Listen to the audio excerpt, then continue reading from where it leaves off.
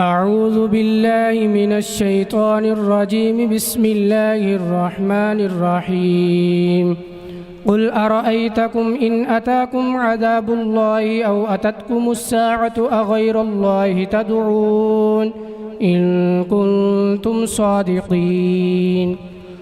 آپ فرما دیجئے ذرا بتاؤ تو صحیح، اگر تمہارے پاس اللہ کا عذاب آئے یا تم پر قیامت آ جائے، کیا اس وقت اللہ کے سوا کسی اور کو حقیقی مددگار سمجھ کر پکارو گے؟ بولو اگر تم سچے ہو۔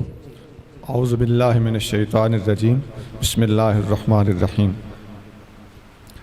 اس آیت میں اللہ کریم جل شانہ نے ان لوگوں کے اندر توحید کا احساس بیدار کرنے کے لیے بہت زبردست طریقہ اختیار فرمایا ہے۔ متوجہ کرنے کے لیے ارشاد فرمایا کہ ذرا غور تو کرو۔ ارأیتکم، اس کا معنی ہے کیا تم لوگ دیکھتے نہیں ہو؟ اپنا وہ وقت، وہ حال، وہ کیفیت ذرا چشم تصور میں لے آؤ۔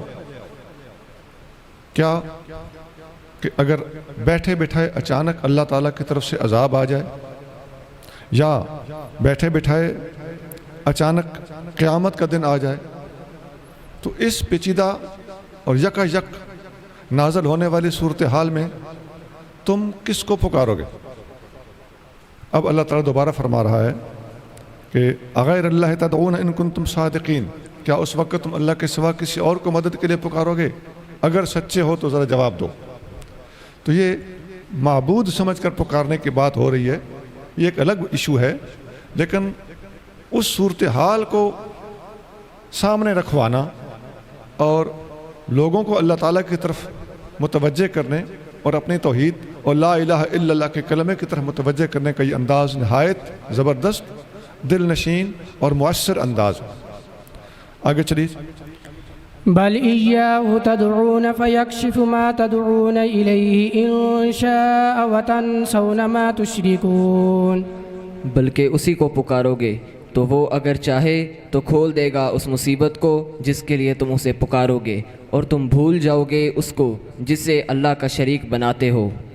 اس آیت کے چھوٹے چھوٹے 3 اجزاء ہیں۔ پچھلی آیت میں جس چیز کی طرف متوجہ کیا گیا تھا، اب خود اس کا جواب بھی دیا جا رہا ہے۔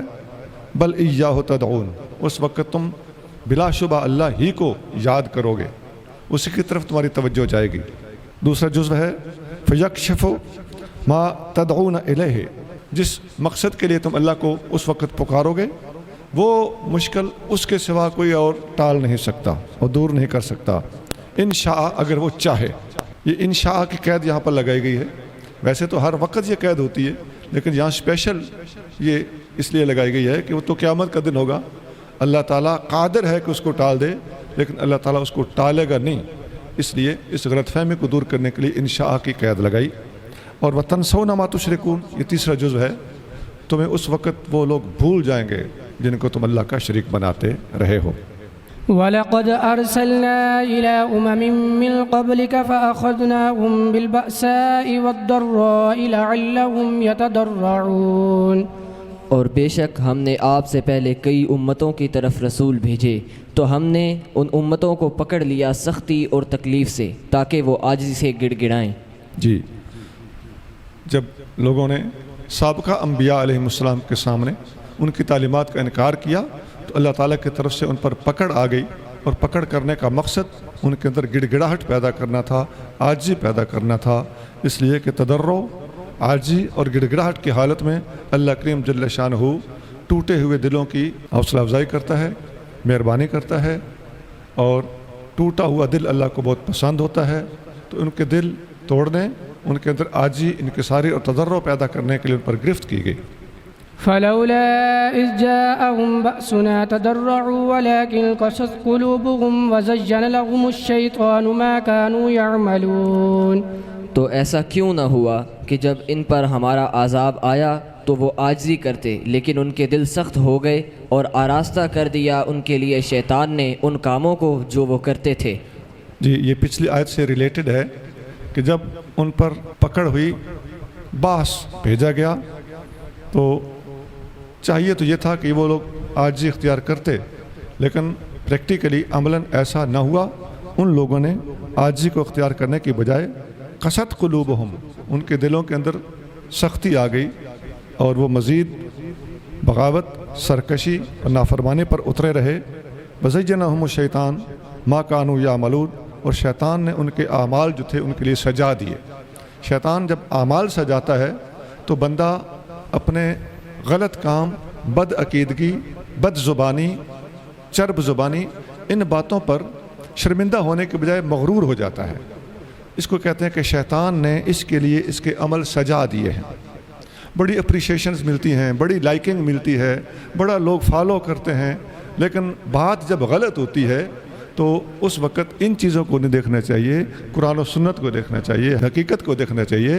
آپ دیکھتے نہیں کہ اس وقت آپ نیٹ کھولیں تو آپ کو قرآن حدیث کی بات کو لائک کرنے والے تھوڑے ملیں گے، اور کہیں کوئی رقص، کوئی گندگی، وہ آپ کو پتہ نہیں کتنے کلوز میں اور ہنڈریڈز آف کلوز آپ کو ملیں گے کہ ان کی لائکنگ اتنی زیادہ ہو رہی ہے۔ تو اس بات پر کوئی فخر کرے کہ ہم اہل حق ہیں اس لیے ہمیں لائک کیا جا رہا ہے، تو یہ غلط فہمیاں ہوتی ہیں۔ حق وہی ہوتا ہے جو قرآن و سنت کے مطابق ہوتا ہے۔ آگے چلیے۔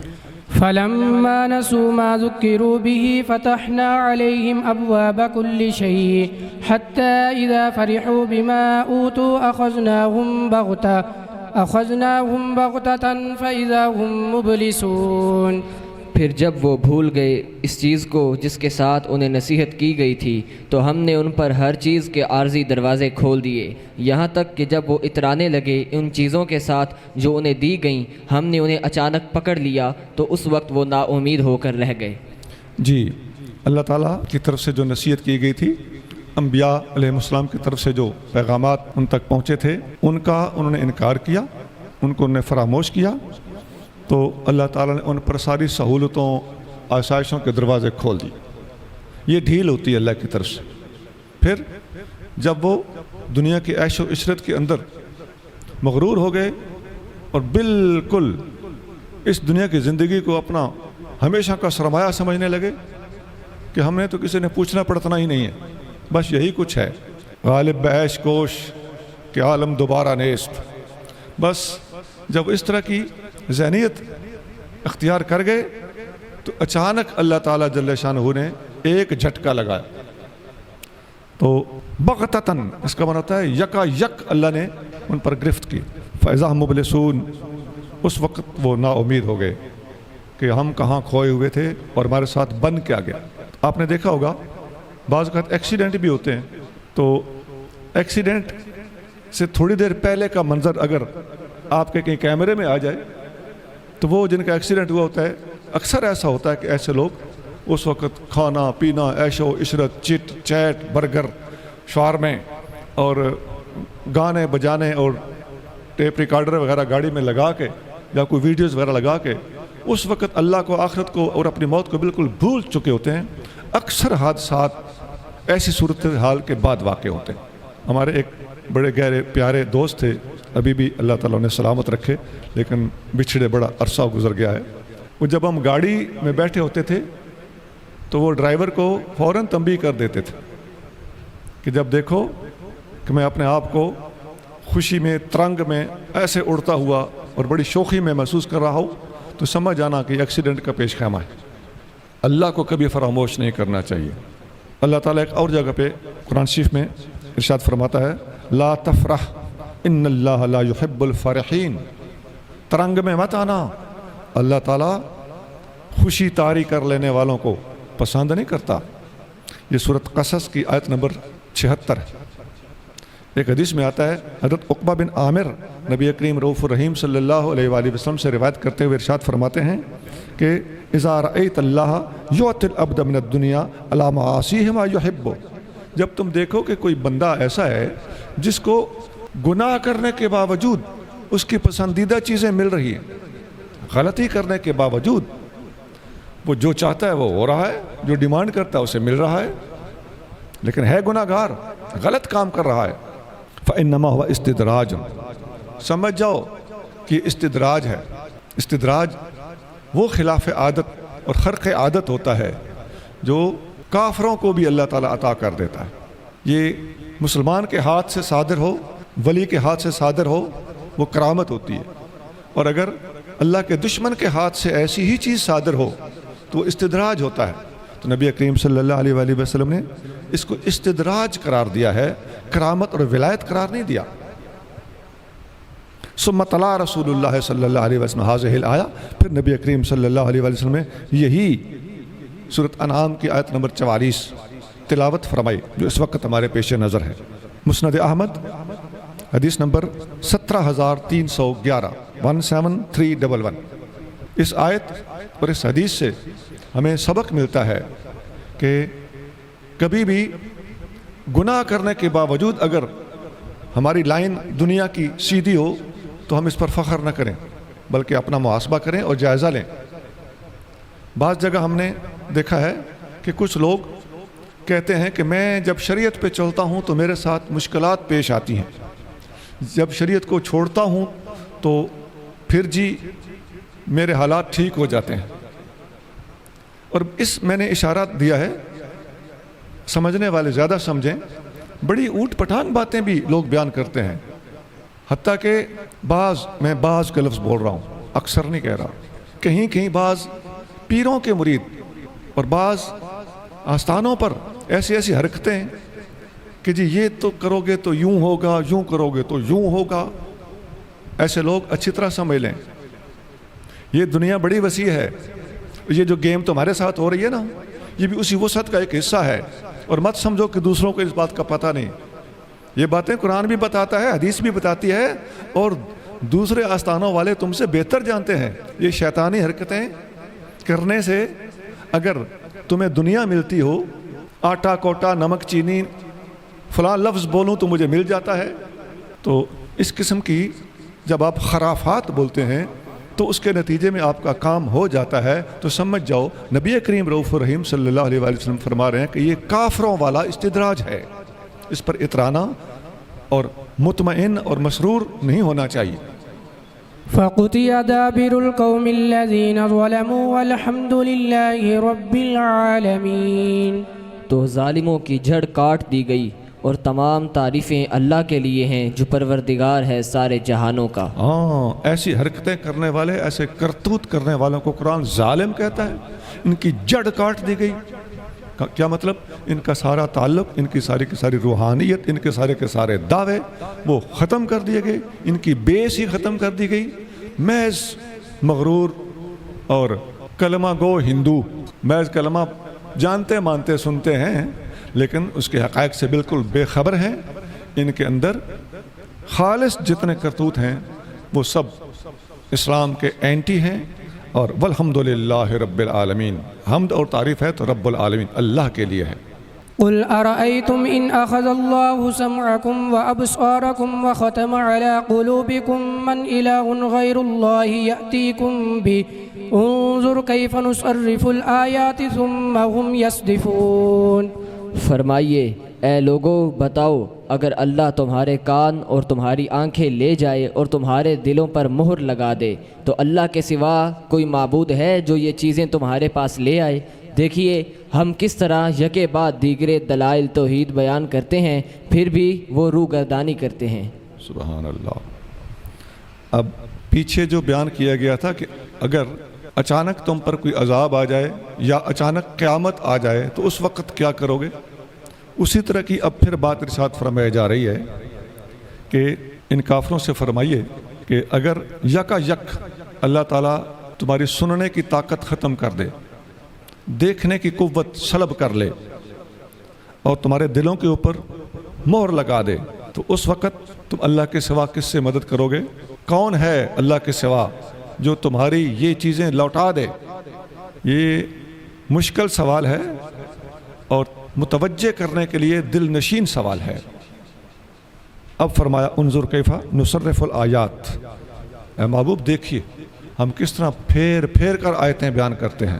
پھیر پھیر کر کرنے سے مراد وہ جو پیچھے اچانک عذاب کا آنا اور اچانک قیامت کا آنا بیان کیا گیا تھا، تو اب پھیر پھیر کر دوبارہ کسی اور انداز سے بات باور کرائی جا رہی ہے کہ تمہاری آنکھیں، تمہارے کان اور تمہارے قلوب، یہ سب کے سب اگر سلب کر لیے جائیں اور دلوں پر مہر لگا دی جائے تو اس وقت کون ہوگا جو یہ تمہیں چیزیں ریٹرن کر کے دکھا دیں۔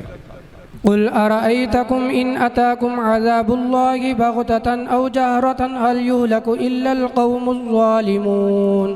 فرما دیجئے ذرا بتاؤ اگر تم پر اللہ کا عذاب اچانک یا ظاہر ہو کر آ جائے تو ظالموں کے سوا کون ہلاک ہوگا؟ جی یہ ایک نئے انداز سے بات کی جا رہی ہے کہ اچانک عذاب آئے تو ہلاک کون ہوگا؟ خود سوچو۔ جو اللہ کو مانتے ہیں، اللہ سے ڈرتے ہیں، نیک اعمال کرتے ہیں، موت کے بعد کی تیاری کرتے ہیں، یا تم لوگ جو عیش و عشرت میں پڑے ہوئے ہو، زبان درازی میں پڑے ہوئے ہو، بدتمیزیوں میں پڑے ہوئے ہو، حق والوں کی مخالفت میں پڑے ہوئے ہو، اللہ والوں کے اوپر تنقید کے درپے ہو، ہلاک کون ہوگا؟ ذرا سوچ کے بتانا۔ تو یہ بھی متوجہ کرنے کا ایک نیا انداز ہے۔ آگے چلیے جی۔ وما نرسل المرسلين إلا مبشرين ومنذرين فمن آمن وأصلح فلا خوف عليهم ولا هم يحزنون۔ اور ہم رسول نہیں بھیجتے مگر خوشخبری اور ڈر سناتے ہوئے، پھر جو ایمان لایا اور اصلاح پذیر ہو گیا تو نہ ان پر خوف ہوگا اور نہ وہ غمگین ہوں گے۔ جی رسولوں کو جو بھیجا گیا تو وہ مبشرین اور منذرین، جنت کی خوشخبری دینے والے اور جہنم سے ڈرانے والے بنا کر بھیجے گئے۔ یہ دو بڑے مشن ہوتے ہیں اور ان دو چیزوں کے تحت انسان کی پوری شخصیت اور کردار داخل ہو جاتا ہے۔ ہر کام کا نتیجہ یا جنت ہے یا دوزخ، تو ہر کام یا ابشار کے تحت آئے گا یا انذار کے تحت آئے گا۔ ابشار خوشخبری دینا، انذار ڈرانا، تو بڑے جامع الفاظ ہیں۔ پھر فرمایا جو ایمان لایا اور اصلاح پذیر ہو گیا۔ ایمان اس کا مطلب جس نے اپنے عقائد و نظریات کو درست کر لیا، فاصلح اس کا مطلب ایمان اور نظریات کے ساتھ اپنے کردار کی بھی اصلاح کر لی۔ فلا خوف علیہم ولا هم یحزنون، ان پر کوئی خوف اور کوئی غم نہیں ہوگا۔ اس خوف اور حزن کی نفی دنیا کے اندر نہیں کی جا رہی، اس کا تعلق آخرت سے۔ بعض لوگ ایسی چیزوں کو جب بیان کرتے ہیں کہ اس کا تعلق تو آخرت سے ہے، تو وہ سمجھتے ہیں کہ دوسروں کو نہیں پتہ۔ یہ بعض عوامی لوگ یا یہ آدھ پڑھ قسم کے خطیب حضرات اس قسم کی باتیں جب کرتے ہیں تو دنیا میں ہی خوف اور حزن کی نفی کر کے دکھا دیتے ہیں، تو اہل علم کا ان لوگوں سے کوئی واسطہ نہیں ہے۔ اہل علم قرآن و سنت کی روشنی میں اور مکمل دلائل کی روشنی میں کلمہ حق بولنے کے ذمہ دار ہیں۔ کسی ایک آدھ ناسمجھ آدمی کی وضاحت ہمارے لیے حجت نہیں ہے۔ قرآن و سنت میں لا خوف علیہم ولا هم یحزنون جو ولیوں کے لیے ارشاد فرمایا گیا ہے، اس کا تعلق بھی آخرت سے ہے۔ دنیا کے اندر یہ خوف اللہ والوں پر آتا رہتا ہے۔ وَلَنَبْلُوَنَّكُمْ بِشَيْءٍ مِّنَ الْخَوْفِ وَالْجُوعِ، اللہ تعالیٰ فرماتا ہے ہم تمہیں آزمائیں گے خوف میں، خوف کے ذریعے سے بھی اور بھوک کے ذریعے سے بھی۔ تو یہ چیزیں آتی رہتی ہیں۔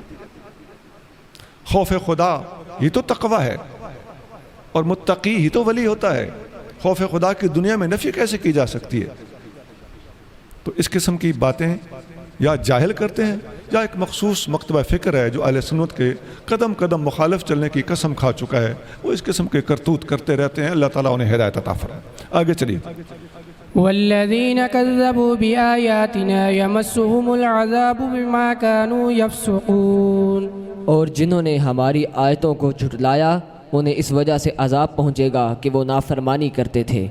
آیت بالکل واضح اور آسان ہے، آگے چلیے۔ قل لا أقول لكم عندي خزائن الله ولا أعلم الغيب ولا أقول لكم إني ملك إن أتبع إلا ما يوحى إلي قل هل يستوي الأعمى والبصير أفلا تتفكرون۔ آپ فرمائیں اے مشرکو، میں تم سے نہیں کہتا کہ میرے پاس اللہ کے خزانے ہیں، اور نہ تم سے یہ کہتا ہوں کہ میں خود غیب جانتا ہوں، اور نہ تمہیں یہ کہتا ہوں کہ میں فرشتہ ہوں، اگرچہ میں فرشتوں کے مقام سے بہت آگے گزر چکا ہوں۔ میں پیروی نہیں کرتا مگر اسی کی جو میری طرف وحی کی جاتی ہے۔ فرما دیجئے کیا اندھا اور دیکھنے والا برابر ہیں؟ کیا تم نہیں سوچتے؟ اس آیت شریفہ میں پہلے تو 3 باتیں بیان کی گئی ہیں۔ اے محبوب صلی اللہ علیہ وسلم، اپنے مخالفین کو فرما دیجئے، کفار کو فرما دیجئے کہ میں تم سے یہ بھی نہیں کہتا. یہ الفاظ ہیں قل لا اقول لکم، میں تم سے نہیں کہتا کہ میرے پاس اللہ کے خزانے ہیں. نمبر 2، میں علم غیب جانتا ہوں. نمبر 3، میں فرشتہ ہوں. یہ تینوں باتیں میں تم سے نہیں کرتا. یہ اقول لکم کے الفاظ پر ذرا توجہ کیجیے، میں تم سے کہتا نہیں ہوں. اس کا مقصد کیا ہے؟ اس کا مقصد یہ ہے کہ یہ چیزیں فی الواقع میرے پاس ہیں یا نہیں، یہ ایک الگ ڈسکشن ہے. اب حضور فرشتے نہیں ہیں، یہ اپنے ظاہر پر ہے. باقی 2 چیزیں حضور کے پاس ہیں یا نہیں.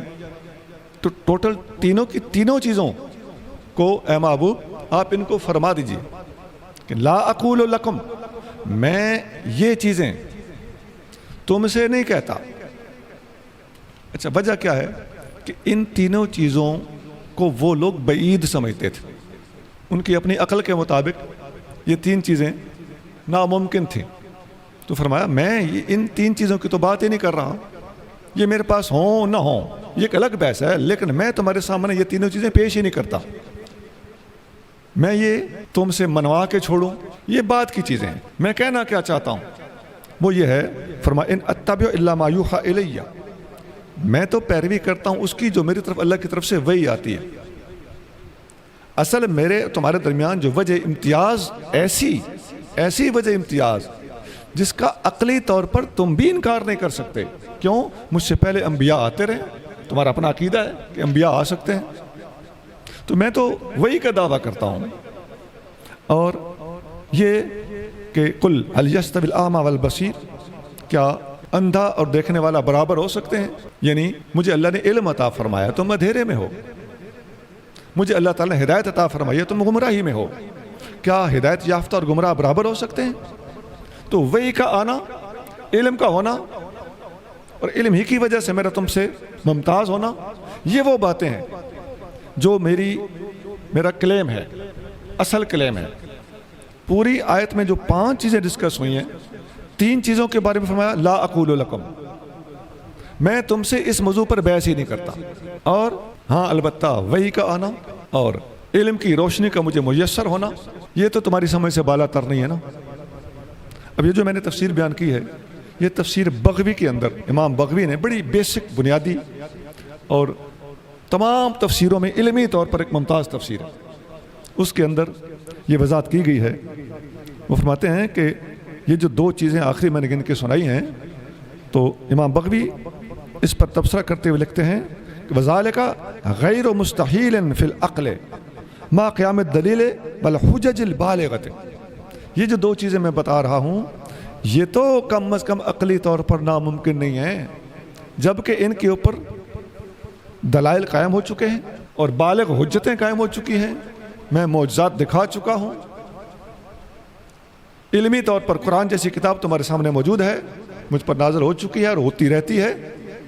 تو فرمایا یہ ایسی چیزیں ہیں جو عقلاً ناممکن نہیں ہیں. وہ جو پہلی چیزیں تمہیں عقلاً بعید نظر آتی ہیں، چلو لا اقول لکم، میں ان چیزوں کے بارے میں تم سے نہیں الجھتا. یہ ہے اس آیت کے بارے میں صحیح اور مکمل وضاحت. اب کچھ حدیثیں ایسی ہیں، بلکہ کچھ آیتیں بھی ہیں اور پھر حدیثیں بھی ہیں جن کو ان کے اس آیت کے ساتھ رکھنا ہمارا فرض بنتا ہے. اللہ کے نے فرماتا انا اعطیناک الکوثر، اے محبوب ہم نے آپ کو خیر کثیر عطا فرمائی. اب اس آیت میں اوپر تھا لا اقول لکم عندی خزائن اللہ، تو یہ لا اقولوں پر معمول ہے، اور عندی خزائن اللہ کی نفی انا اعطیناک الکوثر کے ہوتے ہوئے یہ ممکن نہیں ہے. اسی طرح سورۃ آل عمران میں علم غیب کے بارے میں اللہ کریم ارشاد فرماتا ہے ما کان اللہ لیطلعکم علی الغیب ولکن اللہ یجتبی من رسلہ من یشاء. اللہ تعالیٰ کسی کو غیب پر مطلع نہیں کرتا سوائے اپنے رسولوں کے جنہیں چاہتا ہے اس کام کے لیے منتخب فرما لیتا ہے. یہ سورۃ آل عمران کی آیت نمبر 179 179. اور اسی طرح کی آیت سورۃ جن میں بھی ہے عالم الغیب فلا یظہر علی غیبہ الا من ارتضی من رسول. اللہ عالم الغیب ہے اور اپنے غیب پر کسی کو ظاہر نہیں کرتا سوائے اپنے رسولوں کے. یہ سورۃ جن کی آیت نمبر 26 اور 27 ہے. ان آیتوں کے بعد حدیثیں بھی ہیں. ان ابی ہریرہ رضی اللہ عنہ قال قال النبی صلی اللہ علیہ وآلہ وسلم، نبی کریم رؤوف الرحیم صلی اللہ علیہ وآلہ وسلم نے فرمایا. وہ کچھ الفاظ اور بھی ہیں، میں آپ کو اس وقت مقصودی الفاظ کی طرف لے کے چلتا ہوں. اتیت بمفاتیح خزائن الارض حتی وضعت فی یدی، میرے پاس زمین کے خزانوں کی چابیاں لائیں گئی اور میرے ہاتھ پہ رکھ دی گئیں. تو آیت کو حدیث سے سمجھنا چاہیے، اور حدیث بخاری میں ہے 6998 6998. ایک اور حدیث میں آتا ہے، فرمایا انی ارا ما لا ترون، میں وہ دیکھتا ہوں جو تم نہیں دیکھتے. واسمع ما لا تسمعون، میں وہ سنتا ہوں جو تم نہیں سنتے. یہ لمبی حدیث ہے، ترمذی حدیث نمبر 2312 ہے. ایک اور حدیث میں آتا ہے حل ترون قبلتی ہا ہونا، نماز کے شروع کرنے سے پہلے مصلی امامت پر کھڑے ہو کر نبی کریم صلی اللہ علیہ وآلہ وسلم نے اپنے پیچھے کھڑے صحابہ اکرام کو ارشاد فرمایا، کیا تم سمجھتے ہو کہ میرا رخ قبلے کی طرف ہے تو مجھے پیچھے نظر نہیں آ رہا؟ فواللہ، اللہ کی قسم، ما یخفی علی خشوعکم ولا رکوعکم، اللہ کی قسم مجھ پر آپ لوگوں کا خشوع اور آپ لوگوں کے رکوع بھی پوشیدہ نہیں ہے. رکوع اس کا لفظی معنی تو جھکنا ہوتا ہے، لیکن خشوع کے ساتھ ملائیں تو مطلب یہ بنتا ہے کہ نبی کریم صلی اللہ علیہ وسلم فرما رہے ہیں کہ تمہاری ظاہری حرکات بھی میں ادھر کھڑا دیکھ رہا ہوں اور تمہارے دلوں کا حال بھی میں ادھر کھڑا دیکھ رہا ہوں. انی لاراکم من وراء ظہری، میں اپنی پشت کے پیچھے سے بھی تمہیں دیکھ سکتا ہوں. بخاری 418. اب ان آیتوں اور ان حدیثوں کی روشنی میں اس آیت کو جو اس وقت ہم پڑھ رہے ہیں سورۃ انعام کی آیت نمبر 50 سمجھنا ضروری ہے، اور صرف ایک آیت کو دوسری آیتیں فراموش کر کے سمجھنے کی کوشش کرنا حقیقت حال تک پہنچنے نہیں دیتا. وأنذر به الذين يخافون أن يحشروا إلى ربهم ليس لهم من دونه ولي ولا شفيع لعلهم يتقون. اور اس قرآن کے ساتھ ڈرائیے ان لوگوں کو جو ڈرتے ہیں اپنے رب کی طرف جمع کیے جانے سے، اس حال میں کہ اللہ کے سوا ان کا کوئی مددگار نہ ہوگا اور نہ کوئی سفارش کرنے والا. انہیں ڈرائیے تاکہ وہ متقی ہو جائیں. قرآن کے ذریعے سے ڈرائیے ان لوگوں کو جو اللہ تعالیٰ کے سامنے جانے کا خوف رکھتے ہیں. یہ آخرت پر ایمان رکھنے والے لوگوں کی بات ہو رہی ہے. وہ اگر فی الحال کفار میں سے ہوں لیکن آخرت کو مانتے ہوں، ایسا بھی ہے، تو ان کو فائدہ ہوگا کہ وہ ایمان لے آئیں گے. اور اگر وہ مسلمان ہیں، مسلمان بھی آخرت کو مانتے ہیں، تو ان کو مزید ڈرانے سے فائدہ یہ ہوگا کہ ان کے کردار میں مزید مضبوطی اور خوف خدا کے اندر مزید اضافہ ہوگا. ولا تطرد الذين يدعون ربهم بالغداة والعشي يريدون وجهه ما عليك من حسابهم من شيء وما من حسابك عليهم من شيء فتطردهم فتكون من الظالمين. اور ان مساکین مومنین کو دور نہ کیجیے جو اپنے رب کو صبح و شام پکارتے ہیں صرف اس کی رضا چاہتے ہوئے. ان کے حساب سے آپ پر کچھ نہیں اور نہ آپ کے حساب سے ان پر کچھ ہے. پھر بھی اگر آپ انہیں دور کر دیں تو آپ ناانصافی کرنے والوں میں سے ہو جائیں گے. ان لوگوں کو اپنے سے دور نہ کیجیے جو صبح شام اللہ کا ذکر کرتے ہیں یا اللہ کو پکارتے ہیں اور وہ اللہ کی رضا کے متلاشی ہیں. حدیث میں آتا ہے ایک دفعہ نبی کریم رؤوف الرحیم صلی اللہ علیہ وآلہ وسلم صحابہ اکرام کے پاس بیٹھے ہوئے تھے اور قریش کے کچھ وڈیرے آپ کے پاس سے گزرے. حضور کے پاس کون کون تھے؟ حضرت خباب، حضرت صہیب، حضرت بلال، حضرت عمار، اور بھی دوسری حدیثوں میں کچھ اور صحابہ کے بھی نام ہیں، وہ حضرت سعد اور حضرت ابن مسعود بھی ہیں. بہرحال یہ حضور کریم صلی اللہ علیہ وسلم کے پاس موجود تھے. تو جب قریش کے وڈیرے پاس سے گزرے تو انہوں نے کہا یا محمد رضیت بہؤلاء، اے محمد صلی اللہ علیہ وسلم کیا آپ ان لوگوں پر خوش ہو گئے ہیں کہ یہ آپ کو مان گئے ہیں؟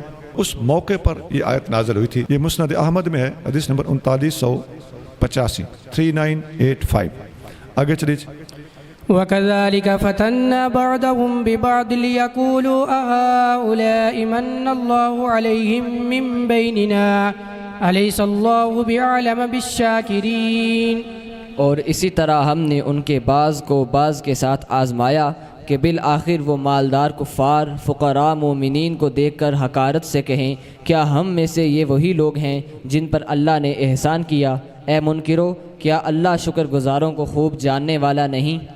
یہ بعض صحابہ کرام کی ظاہری غربت دیکھ کر اس قسم کی باتیں کرنے والے لوگ تھے، جو پچھلی آیت کی تفسیر میں نے حدیث مسند احمد سے پڑھ کے سنائی ہے، اس سے ملتی جلتی حدیث مسلم شریف میں حدیث نمبر 6240 بھی موجود ہے، اور اس آیت کے تحت مسلم شریف میں اسی کے ساتھ ہی ملتی جلتی ایک اور حدیث ہے کہ نبی کریم رؤوف الرحیم صلی اللہ علیہ وآلہ وسلم نے ارشاد فرمایا ان اللہ لا ينظر الى اجسادکم ولا الى صورکم ولکن ينظر الى قلوبکم واشار باصابعہ الى صدرہ۔ نبی کریم صلی اللہ علیہ وآلہ وسلم نے فرمایا کہ اللہ تعالیٰ تمہارے جسموں کو نہیں دیکھتا، یہ جو تمہاری آؤٹ لک ہے یا باڈی ہے یا ظاہری رنگ روپ ہے اس کو نہیں دیکھتا، ولا الی صورکم، اور تمہاری شکلوں کو بھی نہیں دیکھتا، لیکن تمہارے دلوں کو دیکھتا ہے۔ واشارہ باصابعہ الی صدرہ، نبی کریم صلی اللہ علیہ وسلم نے جب فرمایا کہ اللہ تمہارے دلوں کو دیکھتا ہے تو اپنی مبارک انگلی کے ساتھ اپنے سینے کی طرف اشارہ کیا، اللہ تمہارے دلوں کو دیکھتا۔ مسلم 6542۔ وَإِذَا جَاءَكَ الَّذِينَ يُؤْمِنُونَ بِآيَاتِنَا فَقُلْ سَلَامٌ عَلَيْكُمْ كَتَبَ رَبُّكُمْ عَلَى نَفْسِهِ الرَّحْمَةَ أَنَّهُ مَنْ عَمِلَ مِنْكُمْ سُوءًا بِجَهَالَةٍ ثُمَّ تَابَ مِنْ بَعْدِهِ وَأَصْلَحَ فَأَنَّهُ غَفُورٌ رَحِيمٌ۔ اور جب آپ کے پاس آئیں وہ لوگ جو ہماری آیتوں پر ایمان لاتے ہیں تو آپ فرمائیں تم پر سلام ہو، تمہارے رب نے محض اپنے کرم سے اپنے اوپر رحمت کو لازم کر لیا کہ جو تم میں سے کوئی برائی کرے نادانی کی وجہ سے پھر اس کے بعد وہ توبہ کرے اور اصلاح پذیر ہو جائے تو بے شک اللہ بہت بخشنے والا بے حد رحم فرمانے والا ہے۔ اس طرح کی آیت پیچھے گزر چکی ہے، یہ آیت نمبر 54 ہے، لیکن پیچھے یہی بات آیت نمبر 12 میں گزر چکی ہے۔ وہاں الفاظ تھے کتب علی نفسہ الرحمہ، اور یہاں الفاظ ہیں کتب ربکم علی نفسہ الرحمہ۔ حدیث میں آتا ہے، یہ حدیث وہاں بھی میں نے بتائی تھی، لکھا دی تھی، کہ نبی کریم صلی اللہ علیہ وآلہ وسلم فرماتے ہیں کہ اللہ تعالیٰ نے لکھ دیا تھا کہ ان رحمتی غلبت غضبی، میری رحمت میرے غضب پر غالب ہے۔ بخاری 3194 3194۔ ایک اور حدیث میں آتا ہے، معاذ بن جبل رضی اللہ تعالیٰ عنہ فرماتے ہیں کہ میں نبی کریم صلی اللہ علیہ وآلہ وسلم کے پیچھے دراز گوش کا نام عفیر بتاتے ہیں، اس کے پیچھے بیٹھا ہوا تھا آقا صلی اللہ علیہ وسلم کے پیچھے دراز گوشت کے اوپر، تو آپ نے فرمایا اے معاذ حل تدری حق اللہ علی عبادہ، جانتے ہو اللہ کا حق اپنے بندوں پر کیا ہے؟ وما حق العباد علی اللہ، اور بندوں کا حق اللہ کے اوپر کیا ہے؟ تو قلت اللہ و رسولہ عالم، میں نے عرض کیا اللہ اور اس کا رسول بہتر جانتے ہیں۔ تو آپ علیہ الصلوۃ والسلام نے فرمایا کہ اللہ کا حق بندوں پر یہ ہے کہ اس کی عبادت کریں، ان یعبدوہ ولا یشرکوا بہ شیئا، اور اس کے ساتھ کسی کو شریک نہ بنائیں، اور بندوں کا حق اللہ پر یہ ہے کہ جب وہ اس کے ساتھ کسی کو شریک نہ بنائیں تو وہ پھر ان کو عذاب نہ دے۔ میں نے عرض کیا یا رسول اللہ افلا ابشر بہ الناس، کیا میں لوگوں کو اس بات کی خوشخبری دے دوں؟ قال لا، اب نے فرمایا نہیں، لا تبشرہم، ان کو خوشخبری نہ دو، فیتکلوا، ایسا نہ ہو کہ یہ عمل چھوڑ بیٹھیں، یعنی ساری بات کو بعض بندے سمجھ جائیں گے اور کوئی ایسا بھی ہو سکتا ہے کہ بندہ نہ سمجھ سکے کہ اس سے عمل چھڑانا مقصود تو نہیں ہے، کسی بے عملی کا شکار ہونے کا چونکہ اندیشہ ہے، لہذا ایسی بات اعلان کے طور پر نہ کی جائے۔ بخاری 2856۔ وَكَذَلِكَ نُفَصِّلُ الْآيَاتِ وَلِتَسْتَبِينَ سَبِيلُ الْمُجْرِمِينَ، اور اسی طرح ہم تفصیل سے بیان کرتے ہیں آیتوں کو اور تاکہ ظاہر ہو جائے مجرموں کا راستہ۔ آیت آسان ہے، آگے چلیے۔ قل إني نهيت أن أعبد الذين تدعون من دون الله قل لا أتبع أهواءكم قد ضللت إذا وما أنا من المهتدين۔ فرما دیجئے بے شک مجھے روکا گیا ہے اس سے کہ میں بندگی کروں ان کی جن کی تم پوجا کرتے ہو۔ اللہ کے سوا فرما دیجئے میں تمہاری خواہشات کی پیروی نہیں کرتا، اگر ایسا کروں تو اس وقت میں ضرور گمراہ ہو جاؤں گا اور میں ہدایت پانے والوں میں سے نہ ہوں گا۔ مجھے ان لوگوں کی عبادت کرنے سے منع کیا گیا ہے جن کی تم عبادت کرتے ہو۔ یہ مفہوماً سورۃ الکافرون والی بات ہے، قل یا ایھا الکافرون لا اعبد ما تعبدون۔ قل إني على بينة من ربي وكذبتم به ما عندي ما تستعجلون به إن الحكم إلا لله يقص الحق وهو خير الفاصلين۔ فرما دیجئے بے شک میں اپنے رب کی طرف سے روشن دلیل پر ہوں اور تم نے اسے جھٹلایا جس چیز کو تم جلدی طلب کرتے ہو، وہ میرے پاس نہیں، حکم اللہ ہی کا ہے، وہ حق بیان فرماتا ہے اور وہ سب سے بہتر فیصلہ فرمانے والا ہے۔ اس کا مطلب یہ ہے کہ میرا کنسیپٹ تو کلیئر ہے، اور جس کی تم جلدی کرتے ہو عذاب کی یا آخرت کی، یہ اللہ کے سپرد ہے اور اس کے ہاتھ میں ہے، اور فیصلے اس کے پاس ہیں، اور اللہ تعالیٰ حق کو بیان کرتا ہے اور وہ بہتر ہے فیصلہ کرنے والا۔ آگے چلیے۔ قل لو أن عندي ما تستعجلون به لقضي الأمر بيني وبينكم والله أعلم بالظالمين۔ فرما دیجئے اگر میرے پاس وہ چیز ہوتی جسے تم جلدی چاہتے ہو تو ضرور میرے اور تمہارے درمیان فیصلہ ہو چکا ہوتا، اور اللہ ظالموں کو خوب جانتا ہے۔ نبی کریم صلی اللہ علیہ وآلہ وسلم سے اماں عائشہ صدیقہ رضی اللہ تعالیٰ عنہا نے ایک دفعہ سوال کیا کہ حل اتا علیک یوم کان اشد من یوم احد، یا رسول اللہ احد کے دن سے بھی کوئی سخت دن آپ پر گزرا؟ تو طویل حدیث ہے، تو اس میں آپ فرماتے ہیں کہ عقبہ کے دن جب مجھے کفار نے، مخالفین نے، اور جن کو میں نے تبلیغ کی تھی ان لوگوں نے زخمی کیا، تو میرے پاس اللہ تعالیٰ کا فرشتہ آیا جو پہاڑوں کا فرشتہ تھا، تو فنادانی ملک الجبال فسلم علیہ، اس نے مجھے سلام کہا اور پھر کہنے لگا یا محمد ذالک فی ما شئت، آپ کیا چاہتے ہیں، آپ پر اللہ نے چھوڑ رکھا ہے، ان شئت ان اطبق علیہم الاخشبین، اگر آپ حکم کریں، آپ چاہیں تو میں اللہ کے حکم سے ان کے اوپر پہاڑ گرا دوں تو یہ پس کے رہ جائیں۔ نبی کریم صلی اللہ علیہ وآلہ وسلم ارشاد فرمایا کہ بل ارجو ان یخرج اللہ من اصلابہم من یعبد اللہ وحدہ لا یشرک بہ شیئا، مجھے اس بات کی امید ہے کہ اللہ تعالیٰ ان کی اولادوں میں سے کوئی بندے ایسے پیدا کرے گا جو اللہ وحدہ لا شریک کی عبادت کریں گے، اس کے ساتھ کسی کو شریک نہیں ٹھہرائیں گے، لہٰذا میں ان کی ہلاکت کی دعا نہیں کرتا اور ہلاکت کی آپ کو اجازت نہیں دیتا۔ بخاری 3231۔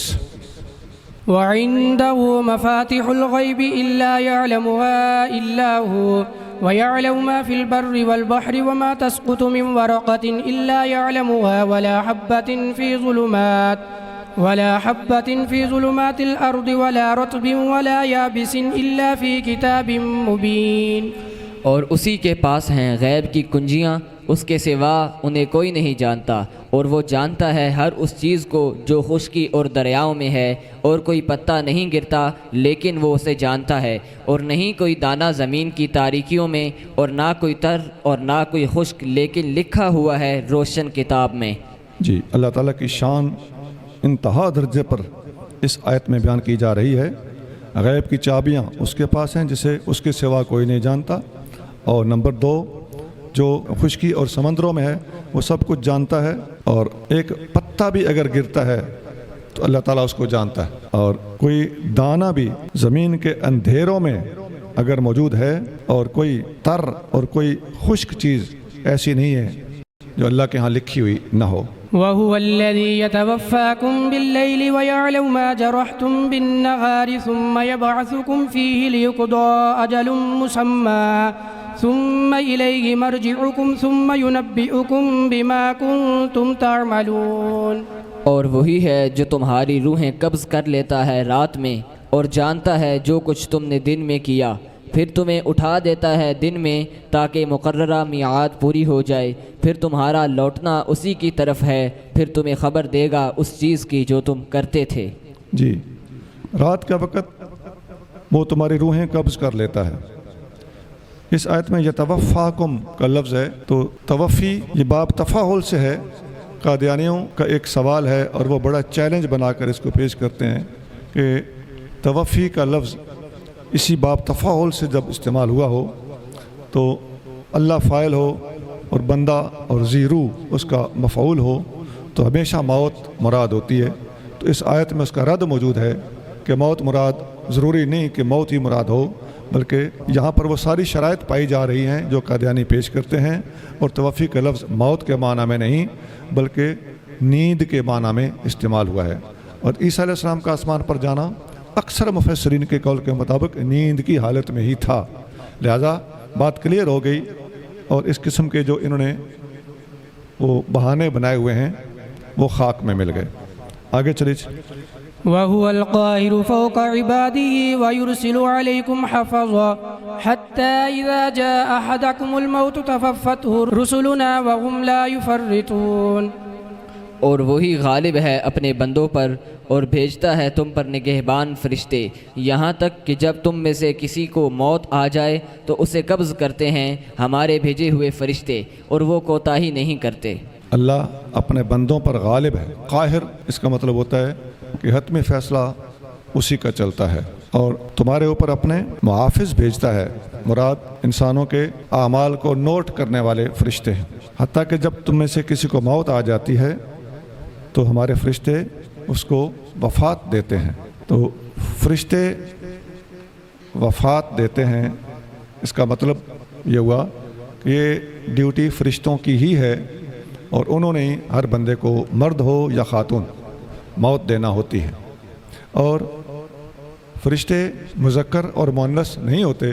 اس قسم کی عوامی باتیں اہل علم کو زیب نہیں دیتی کہ جی فرشتے محرم کی روح نکالیں اور نامحرم کی روح نہ نکالیں۔ فرشتے تو کسی کے بھی محرم نہیں ہیں اور کسی کے بھی نامحرم نہیں ہیں۔ محرم نامحرم سے ان کا تعلق ہی کیا ہے؟ محرم اور نامحرم کی تو اصطلاح ہی انسان کی انسان کے لیے ہوتی ہے اور ہم جنس کے لیے ہوتی ہے۔ تو فرشتے مذکر اور مؤنث دونوں نہیں ہوا کرتے، اور کوئی فرشتہ کسی خاتون کی روح قبض کرے تو کوئی بے پردگی نہیں ہے، اور کوئی فرشتہ کسی مرد کی روح قبض کرے تو فرشتہ عورت نہیں ہے کہ مرد کی روح قبض کرتے وقت اس کو نامحرم ہونے کا ڈر ہو اور اس کو اس کام سے باز رکھا جائے۔ اللہ تعالی ہمیں جاہلانہ باتوں سے محفوظ رکھے۔ آگے جی۔ ثم ردوا إلى الله مولاهم الحق ألا له الحكم وهو أسرع الحاسبين۔ پھر لوٹائے جائیں گے اللہ کی طرف جو ان کا مالک حقیقی ہے، سن لو حکم اسی کا ہے اور وہ سب سے جلد حساب لینے والا ہے۔ جی بالآخر اللہ کی طرف سب نے لوٹنا ہے، اسی کا حکم ہوگا اس وقت، اور وہ سب سے حساب لے گا اور جلد لے گا۔ قل من ينجيكم من ظلمات البر والبحر تدعونه تضرعا وخفيا لئن أنجانا من هذه لنكونن من الشاكرين۔ فرمائیے تمہیں کون نجات دیتا ہے خشکی اور دریاؤں کی تاریکیوں سے، جسے تم عاجزی سے اور آہستہ پکارتے ہو کہ اگر وہ ہمیں اس مصیبت سے بچا دے تو ہم ضرور شکر گزاروں میں سے ہوں گے۔ خشکی اور سمندروں کی تاریکیوں میں کون نجات دیتا ہے، اور اس وقت تم عاجزی سے اور خفیہ طریقے سے کس کو پکارتے ہو؟ وہ اللہ ہی تو ہے۔ اس طرح کی آیتیں پہلے گزر چکی ہیں کہ اچانک قیامت آ جائے یا عذاب آ جائے تو کس کو پکارو گے۔ یہاں بھی وہی صورتحال ہے کہ مختلف اوقات میں مختلف قسم کی مشکلات اور پیچیدگیوں کے موقع پر کون ہے جو تمہیں اس وقت وہاں سے نکالتا ہے اور بچاتا ہے۔ تو اللہ تعالیٰ کو نہ ماننے والے بھی یہاں مجبور ہیں یہ سوچنے پر اور یہی جواب دینے پر کہ مشکل وقت میں ہمیں کوئی نہ کوئی یاد تو آتا ہے۔ تو بس وہی وہ اللہ ہے جو مشکل وقت میں ہر بندے کو یاد بھی آتا ہے، اور اگر سچے دل سے اس کو پکارے تو مدد بھی فرماتا ہے۔ آگے چلیے۔ قل الله ينجيكم منها ومن كل كرب ثم أنتم تشركون۔ فرما دیجئے اللہ ہی تمہیں اس سے اور ہر سختی سے بچاتا ہے، پھر بھی تم شرک کرتے ہو۔ جی آگے چلیے۔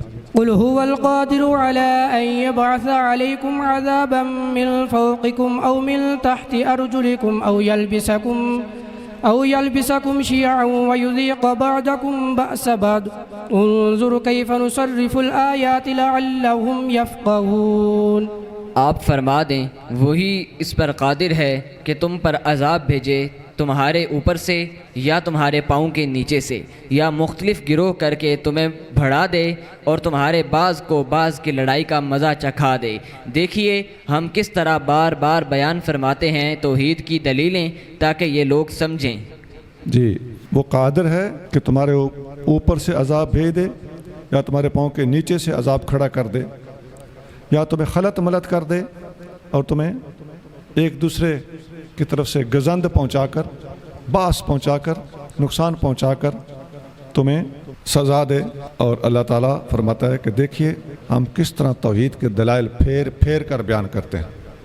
قرآن شریف کا یہ وزنی اور مؤثر انداز ہے جسے دیکھ کر مخالفین قرآن اس زمانے میں بھی بھڑکتے تھے، اور آج بھی قرآن کے مخالفین جب قرآن کے دلائل، علمی باتوں اور بہترین مثالوں اور پھیر پھیر کر آنے والی ملتی جلتی آیتوں کو دیکھ کر، سن کر، پڑھ کر، سمجھ کر کڑنے اور جلنے کے سوا کچھ نہیں کر سکتے، نہ ماننے کی ٹھان چکے ہیں، اور قرآن منوانے کے لیے نہایت زبردست، غالب اور قوی ہے۔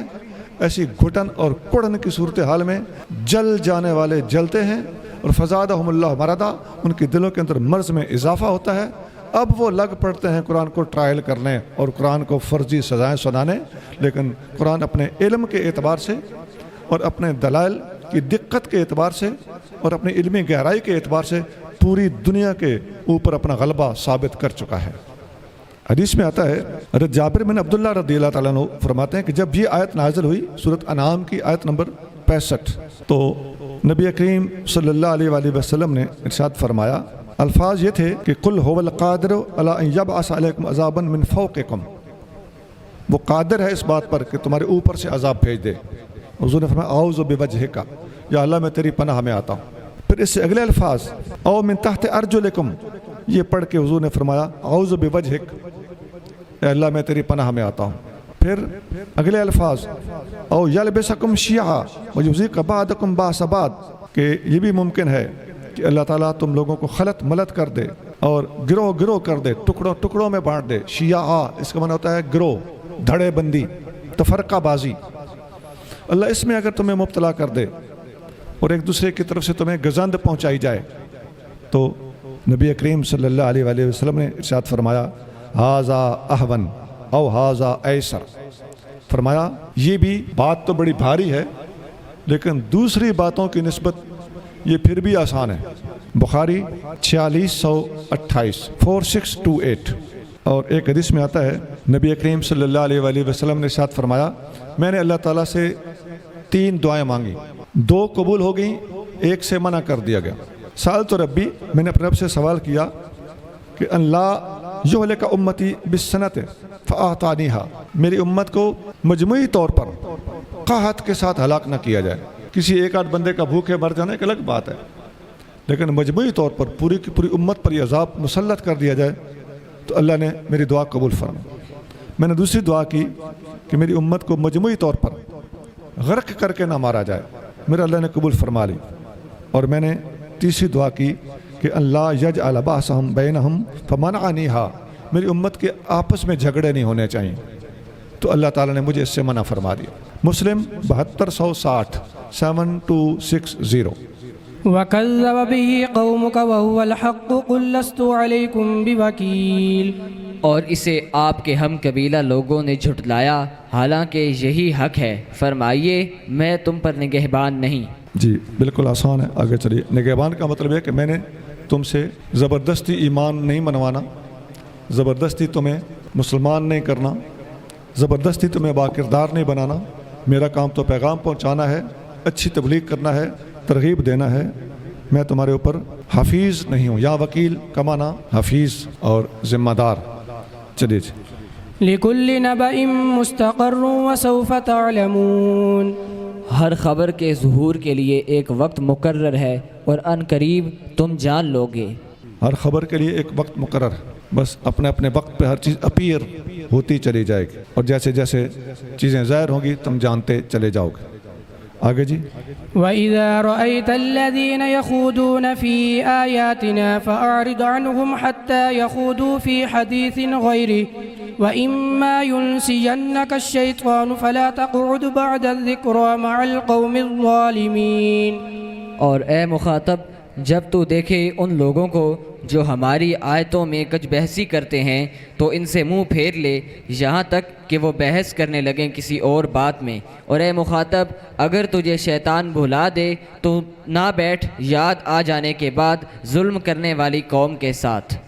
جی جب قرآن کے مخالفین، اسلام کے دشمن، نبی کریم رؤوف الرحیم صلی اللہ علیہ وسلم کے مخالفین جب اللہ تعالیٰ کی آیتوں میں بیہودہ بحث کریں تو فرمایا ان سے منہ پھیر لیجئے اور ان کے پاس سے اٹھ جائیے. اور اگر خیال نہ رہے، توجہ نہ رہے ان کے پاس بیٹھے رہنے کہ کچھ دیر بعد خیال آئے کہ میں نے تو ان کے پاس نہیں بیٹھنا تھا، تو اس وقت بھی اٹھ جاؤ. یہ اے مخاطب کہہ کر ترجمہ کیا گیا ہے اور یہ ترجمہ بالکل درست ہے. یہ نبی کریم صلی اللہ علیہ وآلہ وسلم کے ماننے والے آپ کے غلاموں کو تلقین کی جا رہی ہے. اس آیت سے سبق ملتا ہے کہ دین کا مذاق اڑانے والے اور آیتوں پر یا نبی کریم صلی اللہ علیہ وسلم کے ارشادات پر ایسے تبصرے اور ایسے بحثیں کرنے والے جن کے تبصرے اور بحث سے صاف پتہ چل رہا ہو یہ لوگ شرارتی ذہن کے ہیں، ان کا مشن کچھ اور ہے، تو ایسے لوگوں کے پاس بیٹھنے سے ہی منع کیا گیا. قرآن کی یہ آیت بتا رہی ہے کہ نہیں بیٹھنا. اب کوئی قرآن کو ماننے کا بھی دعویٰ کرتا ہو اور پھر وہ اس قسم کی بات کرے کہ جی نہیں بیٹھیں گے تو پھر ان کو تبلیغ کیسے کریں گے. تو تبلیغ کرنے کے لیے جو موقع ہے وہ الگ قرآن کے اندر بیان کر دیا گیا ہے، اور تبلیغ کرنے کے لیے جو ذہنیتیں ہیں کہ کن کو تبلیغ کرنے کا کچھ فائدہ ہوتا ہے وہ بھی ہمیں سمجھا دی گئی ہیں، اور جن کو تبلیغ نہیں کرنا ہوتی، جن کو تبلیغ کا اثر ہی نہیں ہونا ہوتا، ان کو سمجھنے سمجھانے والی بات نہیں ہوتی، وہ اندر کے شرارتی اور من کے کھوٹے ہوتے ہیں، ایسے لوگوں کے پاس بیٹھنے سے منع کیا گیا ہے. اور قرآن کی آیت ہے جو منع کر رہی ہے. اس قسم کی اگر کوئی بندہ بات کرے کہ جی پھر وہ کسی تابعی نے کسی کے پاس بیٹھنے سے منع کیا تو اس پر فٹافٹ برس پڑے، کسی صحابی نے منع کیا تو اس کے خلاف ٹیں ٹیں کرنے شروع ہو گئے. اب یہ تو قرآن ہے، اب مر جاؤ اور مان لو کہ تم نے جب کسی صحابی پر یا کسی تابعی پر اس قسم کی بات کرنے کے نتیجے میں جرح کی تھی اور اعتراض کیا تھا، وہ اعتراض دراصل تمہارا قرآن پر اعتراض بنتا ہے. اور اللہ والوں کی مخالفت کرنے والوں کا یہی حشر ہوتا ہے کہ اللہ والوں کی مخالفت دراصل اللہ کی دشمنی پر منتج ہوتی ہے. وما على الذين يتقون من حسابهم من شيء ولكن ذكرى لعلهم يتقون. اور منکروں کے حساب سے پرہیزگاروں پر کچھ نہیں لیکن نصیحت کرنا پرہیزگاروں پر ہے تاکہ وہ منکر باز آ جائیں. آسان ہے، آگے چلیے. وذر الذين اتخذوا دينهم لعبا ولهوا وغرتهم الحياة الدنيا وذكر به أن تبصل نفس بما كسبت ليس لها من دون الله ولي ولا شفيع وإن تعدل كل عدل لا يؤخذ منها أولئك الذين أبصلوا بما كسبوا لهم شراب من حميم وعذاب أليم بما كانوا يكفرون. اور اے مخاطب چھوڑ دے ان لوگوں کو جنہوں نے اپنے دین کو کھیل اور تماشا بنا لیا اور دنیا کی زندگی نے انہیں دھوکے میں ڈال دیا، اور قرآن کے ساتھ نصیحت کرتا کہ کوئی جان اپنی بری کمائی کی وجہ سے ہلاکت میں نہ پڑ جائے، اس حال میں کہ اس کے لیے اللہ کے سوا نہ کوئی مددگار ہو اور نہ کوئی سفارشی، اور اگر وہ ہر بدلہ معاوضہ میں دے تو اس سے نہ لیا جائے گا. یہ ہیں وہ لوگ جو اپنے کیے کی وجہ سے ہلاکت میں ڈال دیے گئے، ان کے لیے پینے کو نہایت گرم پانی ہے اور دردناک عذاب ہے اس وجہ سے کہ وہ کفر کرتے تھے. جی یہ آیت شروع ہوتی ہے وَذَرِ الَّذِينَ اتَّخَذُوا دِينَهُمْ لَعِبًا وَلَهْوًا. ان لوگوں کو چھوڑ دیجئے جنہوں نے اپنے دین کو کھیل تماشا بنا لیا تھا. یہ چھوڑ دیجئے کہ کیا مطلب ہے؟ مطلب یہ ہے کہ ایسے لوگوں پر ہمارے دلائل اثر انداز نہیں ہوتے. آگے ان کا انجام اور ان کی سزا جو اینڈ پہ جا کے بیان کی گئی ہے، اس ساری آیت کا معال الحاصل یہ بنتا ہے کہ جو لوگ دین کی مخالفت کے اوپر بضد ہو چکے ہیں، انہوں نے اپنا مائنڈ بنا لیا ہے اور شروع میں جو پہلے پارے کے آغاز میں الفاظ تھے کہ اللہ نے ان کے دلوں پر مہر لگا دیے جن کا مرض اس حد تک گہرا جا چکا ہو، ایسے لوگوں کے اوپر اپنا وقت لگانے کی بجائے دنیا اور بھی بہت ہے، ان لوگوں کی طرف توجہ دے کر زیادہ سے زیادہ لوگوں کا ایمان بچایا جا سکتا ہے۔ ایسے لوگوں پر اپنا ٹائم لگانا وہ اتنا فائدہ نہیں دیتا جتنا دوسروں پر تھوڑا سا ٹائم لگانے سے زیادہ فائدہ ہو سکتا ہے۔ تو تبلیغی حکمت عملی کا یہ ایک اہم حصہ ہے کہ ہم نے اپنی تبلیغ کا رخ کن لوگوں کی طرف زیادہ کرنا ہے اور کن لوگوں کو جان لینے کے بعد فوکس کرنے کی ضرورت نہیں ہوتی۔ آگے چلیے۔ قل أندعو من دون الله ما لا ينفعنا ولا يضرنا ونرد على أعقابنا بعد إذ هدانا الله كالذي استحوته الشياطين في الأرض حيران له أصحاب يدعونه إلى الهدى ائتنا قل إن هدى الله هو الهدى وأمرنا لنسلم لرب العالمين۔ فرمائیے کیا ہم اللہ کے سوا اس کو پوجیں جو نہ ہمیں کچھ نفع پہنچا سکتا ہے اور نہ کوئی نقصان، اور ہم اپنے الٹے پاؤں لوٹا دیے جائیں اس کے بعد کہ اللہ نے ہمیں ہدایت دے دی، اس شخص کی طرح جسے زمین میں شیطانوں نے بھٹکا دیا ہو، اس حال میں کہ وہ حیران و پریشان ہو، اس کے ساتھی اسے ہدایت کی طرف بلا رہے ہوں کہ ہمارے پاس آ جا۔ فرما دیجئے بے شک اللہ کی ہدایت ہی اصل ہدایت ہے، اور ہمیں حکم دیا گیا کہ ہم جھک جائیں سارے جہانوں کے رب کے لیے۔ اس آیت میں اللہ تعالیٰ کی توحید کی طرف متوجہ رہنے کا تذکرہ کیا جا رہا ہے، اور اللہ تعالیٰ کی توحید سے ہٹانے والے لوگوں کو شیطان کے پیروکار اور حیران لوگ قرار دیا گیا ہے، اور ان لوگوں کو ان سے ہمدردی رکھنے والے لوگ اللہ کی توحید کی طرف پکار بھی رہے ہوں مگر وہ اپنی ضد پر ڈٹے ہوئے ہوں، تو ایسی صورتحال میں اے محبوب آپ فرما دیجئے کہ ہدایت وہی ہے جو اللہ کی طرف سے ہے، لہٰذا اللہ سے ہٹانے والوں کا لوگوں کو شرک کی طرف دعوت دینا، وہ اگر توحید کی طرف نہیں آتے تو ان کے شرک کی طرف مسلمان کیسے جا سکتے ہیں؟ وہ اہل حق کی پیروی نہیں کرتے تو اہل حق ان کے پیچھے کیسے جا سکتے ہیں؟ وَأُمِرْنَا لِنُسْلِمَ لِرَبِّ الْعَالَمِينَ۔ اے محبوب آپ فرما دیجئے کہ ہدایت وہی ہے جو اللہ کی طرف سے ہے، اور ہمیں حکم دیا گیا ہے کہ ہم رب العالمین کے سامنے جھکتے رہیں۔ آگے چلیے۔ وَأَنْ أَقِيمُوا الصَّلَاةَ وَاتَّقُوهُ وَهُوَ الَّذِي إِلَيْهِ تُحْشَرُونَ، اور یہ کہ تم نماز قائم رکھو اور اللہ سے ڈرتے رہو، اور وہی ہے جس کی طرف تم جمع کیے جاؤ گے۔ جی، مسلمانوں کو حکم دیا جا رہا ہے کہ اپنی نماز پڑھتے رہو، اللہ سے ڈرتے رہو اور آخرت کو یاد رکھو۔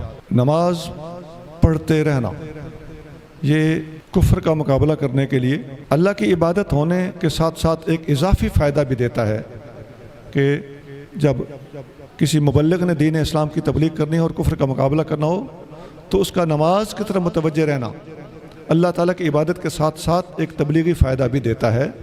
اس کی بات میں، اس کی تبلیغ میں، اس کے مشن کے اندر برکت پیدا ہو جاتی ہے۔ مشکل وقت میں نبی کریم رؤوف الرحیم صلی اللہ علیہ وآلہ وسلم نماز کی طرف متوجہ ہو جاتے تھے۔ آگے چلیے۔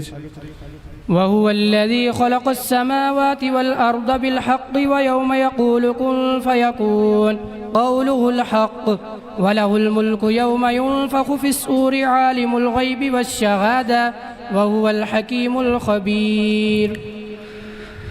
اور وہی ہے اللہ جس نے آسمانوں اور زمینوں کو حق کے ساتھ پیدا کیا، اور جس دن وہ کہے گا ہر فنا شدہ کو ہو جا تو وہ ہو جائے گا، اس کا فرمان حق ہے، اور اسی کی حکومت ہوگی جس دن سور پھونکا جائے گا، ہر پوشیدہ اور ظاہر کا جاننے والا ہے، اور وہی نہایت حکمت والا خوب خبردار ہے۔ جی، اس آیت کے 6 اجزاء ہیں، ایک ایک کر کے سمجھنے سے آیت آسان ہو جائے گی۔ وَهُوَ الَّذِي خَلَقَ السَّمَاوَاتِ وَالْأَرْضَ بِالْحَقِّ، اللہ وہی ہے جس نے آسمانوں اور زمین کو حق کے ساتھ پیدا کیا۔ نمبر 2، وَيَوْمَ يَقُولُ كُن فَيَكُونُ، جس دن وہ فرمائے گا ہو جا تو وہ ہو جائے گا۔ نمبر 3، قَوْلُهُ الْحَقُّ، اس کا فرمان حق کا فرمان ہے۔ نمبر 4 وَلَهُ الْمُلْكُ یوم يُنفَخُ فِي الصُّورِ، اسی کی بادشاہی ہوگی جس دن سور پھونکا جائے گا۔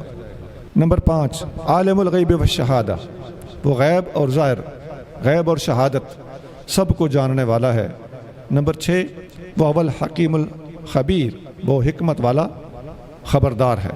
حضرت عبداللہ بن عمر رضی اللہ تعالیٰ عنہ روایت کرتے ہیں کہ ایک اعرابی، ایک دیہاتی آدمی نے عرض کیا یا رسول اللہ مسور، یا رسول اللہ سور کیا ہے؟ وہ جو قیامت کے دن پھونکا جائے گا، تو آپ علیہ الصلوۃ والسلام نے فرمایا قرن ينفخ فیہ، وہ ایک سینگ ہوگا جس میں پھونک ماری جائے گی۔ مسند احمد 6507، ترمذی 3244۔ ایک اور حدیث میں آتا ہے، ابو سعید خدری رضی اللہ تعالیٰ عنہ روایت کرتے ہیں کہ یا رسول اللہ، صحابہ نے پوچھا یا رسول اللہ کیف نقول، جب سور پھونکا جائے گا تو اس وقت ہم کیا کہیں؟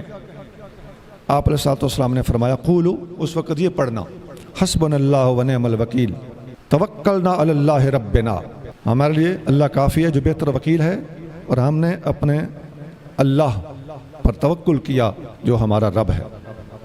ترمذی 3243۔ سبحان ربک رب العزت عما یصفون وسلام علی المرسلین والحمد للہ رب العالمین۔